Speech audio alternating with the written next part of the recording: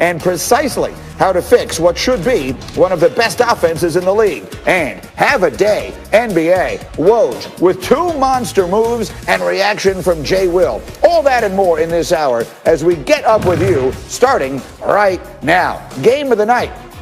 Actually, the afternoon, if you will. Unbeaten Steelers taking on their division rivals, the decimated Ravens at Heinz Field. Midway through the first and no score. 4th down, Big Ben, they're going for it. Just lofts it into the end zone. Of course, it's a pick, and that's a big deal, but it's a mistake by Tyus Bowser bringing it out of the end zone because that pins them deep in their own territory, and that leads to this RG3 pick 6, Joe Hayden. So the Steelers do get a touchdown out of the sequence despite the turnover. Extra point no good at 6-0. Late second quarter. Ravens down 12-7. 3rd and 11. This was their best play all afternoon. RG3, tuck it and run. This one, 39 yards, his longest carry since his rookie year.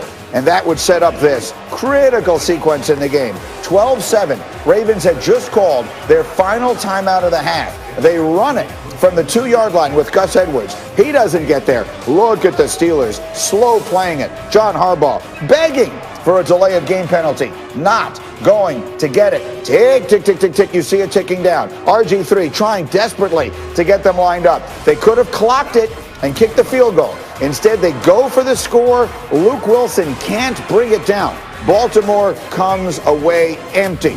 To the 4th we go.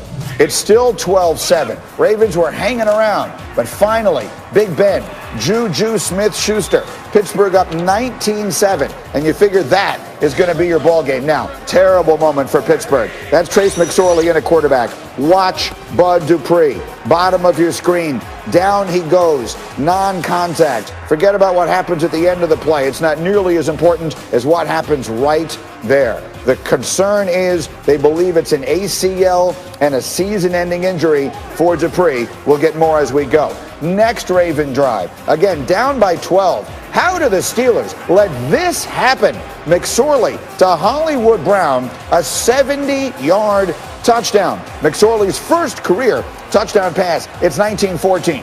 Just over 2 minutes left now. Steelers driving 3rd and 6. Look at Ben. The dangerous pass, but the strong hands. James Washington brings it in. Steelers eating up the clock. A few plays later, 3rd and 1. Benny Snell, you tell me, was this a first down? The officials say it was, and that's your ball game. John Harbaugh didn't like it. His team put up a fight, but the Steelers get the win. So why was their coach so unhappy? To be bluntly honest, man, I'm really disappointed in our performance tonight. We did enough to win, but that's all. It was really junior varsity, to be quite honest with you. Not a lot happened tonight to be proud of or to be excited about. You had some red zone failures and a number of drop passes. What do you attribute that to? Anything in particular? Us sucking. So that's pretty direct. And here they are, Dominique back with us, Lewis and Shefty. Neek, I'll start with you. What do you think of what Mike Tomlin just said? Yeah, I think that a lot of coaches are not good at using the media, but Mike Tomlin is excellent at using the media to get across a message to his team and to his players. And I think that he knows it's not just nonsense platitudes that he's putting out there. He is serious. This team has not stood up and looked great against any of the teams that they should be dominating. So we've seen it a couple times now, and the Ravens are a good team. They're familiar with them, so no one expected them to blow them out. But the Ravens were decimated by injuries and then by the COVID outbreak. And they had to go to Pittsburgh. The Steelers should have crushed them, and they didn't. And Mike Tomlin knows that they can't afford to drop any of these games coming up because they need to be 16-0 to guarantee that first-round bye. And because, now this year we only have 1 first-round bye as opposed to last season and previous seasons where there are 2 first-round byes. So it gets a lot easier to get to the Super Bowl if they do that because the Chiefs, I don't see them dropping any games the rest of the year. Lewis, if you're Mike Tomlin, what in particular are you concerned with today? Situational execution, particularly on offense in the red area. I mean, that's the thing that, every coach you talk to, that drives them nuts. When you get into scoring territory, execute because you drop passes like they were dropping passes yesterday, and you don't have the kind of ball security that you normally would have or that you expect from professionals. That drives coaches. It just drives them up a wall. And these are just concentration issues. These are just attention to detail issues. Because these guys are good. I mean, we've seen Deontay Johnson make some of the best catches in the NFL. We've seen Chase Claypool just rip people here as a rookie. James Washington is their guy who makes the game-sealing play at the end of the game. You just saw the highlight right there where the ball on kind of like a back shoulder throw, it just bounces off his hands. Mike is not having that because he knows in a one-off game against a quality opponent where the stakes are ratcheted up, that could cost you. And it doesn't matter how good you are during the regular season. It doesn't matter if you go undefeated. It doesn't matter if you go 15-1, 14-2, 13-3. If you play that way in the playoffs, where it's a single elimination tournament and everybody's giving you their best, he knows that could cost his football team. And then all of a sudden, we're just talking about another empty, unfulfilled season, and he doesn't want that. This is a championship caliber coach who's won Super Bowls. He knows what it takes. So, Shefty, let's add the unfortunate injury to the insult here. And again, we're talking about an 11-0 football team, but that looked really bad for Bud Dupree. What do we know? Well, Greeny, the moment he went down, it was a non-contact injury, basically. He reached for the knee, and whenever you see a player on a pass rush go down, grab, and reach for his knee, you know that it's not going to be good. And they believe right now that it's going to be a season-ending torn ACL for their franchise player. Now, again, they've already lost Devin Bush to a season-ending knee injury. So that would mean no Devin Bush. That would mean no Bud Dupree. And that would also mean a lot for Bud Dupree, who last offseason was, like I said, a franchise free agent, signed the franchise tag, played this season, and was scheduled to become a free agent after this season. And now, rather than hitting the market as a top pass rusher, he hits the market coming off a torn ACL. That's devastating from a personal standpoint for him. So let's talk about the Steelers. I get it that we are holding them to a standard, and as Mike Tomlin says, the standard is the standard. But before this stretch of games that felt extraordinarily winnable, we should point out they beat the Browns 38-7. They beat Tennessee. They beat Baltimore. These are playoff caliber teams that they are beating here, Dominique Foxworth. So is there an element here of we might be putting they're 11-0 football team, and I feel like we're talking about them like they're struggling, and I'm just trying to understand why. All right.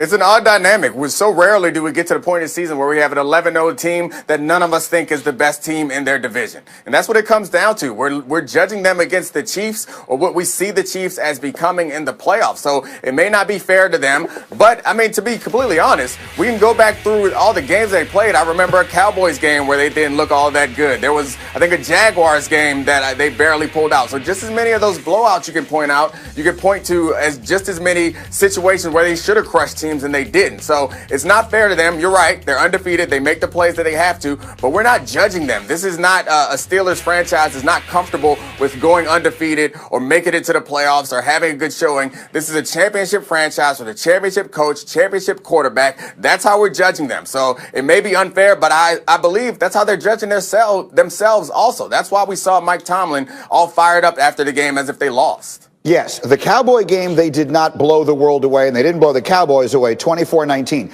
After that, they beat the Bengals 36-10. They beat the Jaguars 27-3. And then we had this game, which was, moved 4 different times. Shefty, go ahead. Well, I don't think there's anything that you can take out of yesterday's game. I mean, it's been put off 3 different times. Nobody's practicing. The Steelers put Marquise Pouncey on the reserve COVID list the day of the game. And by the way, that's something to bear watching because you don't know how many other Steelers are now going to pop up before Monday's game against the Washington football team. But let me say this. The drain of being undefeated is real. It takes it out of a team. The longer it goes on, the tougher it becomes to play great football on a week-to-week basis. And we can go back and look at any team that battled this. Go back to the 2007 Patriots. The longer the season went, they weren't playing as well as they were early on. The 1998 Broncos that I cover on a daily basis, they got to 13-0 and lost in New Jersey against the Kent Graham-led Giants. And so I'm just telling you, the longer a team goes on unbeaten, the more it takes out of them and the tougher it is to look great on a week-to-week basis. You're absolutely right about that. But the one thing I would push back on what you said, Adam, was it seemed like you were explaining all the variables that made this game so difficult. The reason why I push back on that is that's what this season is. Like, I understand that this season, that game was a unique situation, but this season is filled with unique situations. And I can't imagine a situation where we get into the playoffs and there's not going to be some things that pop up. So I understand that they're looking at this thinking, but we want